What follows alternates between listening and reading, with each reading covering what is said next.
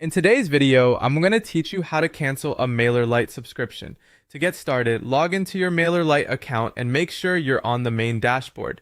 Once you're signed in, the process is fairly straightforward, but it helps to know exactly where to look so you can cancel your paid plan without confusion.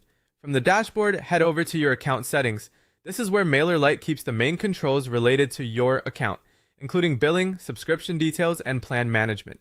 If you don't immediately see the option, just look through the account menu area until you find it.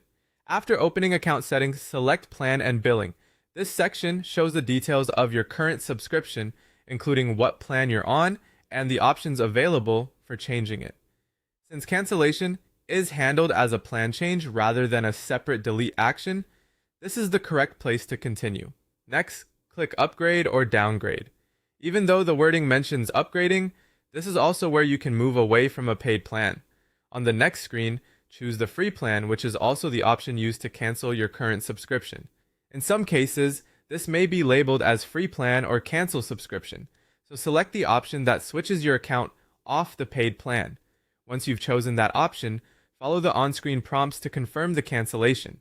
Mailerlite may ask you to review your decision before finalizing it, so just continue through those confirmation screens carefully. This step is important because your cancellation won't be completed until you've confirmed it. One useful thing to keep in mind is that canceling your subscription does not usually end your paid access immediately. Your current paid plan remains active until the end of your existing billing period.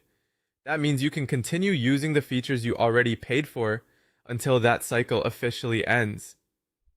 After the billing period is over, your account will automatically move to the free plan.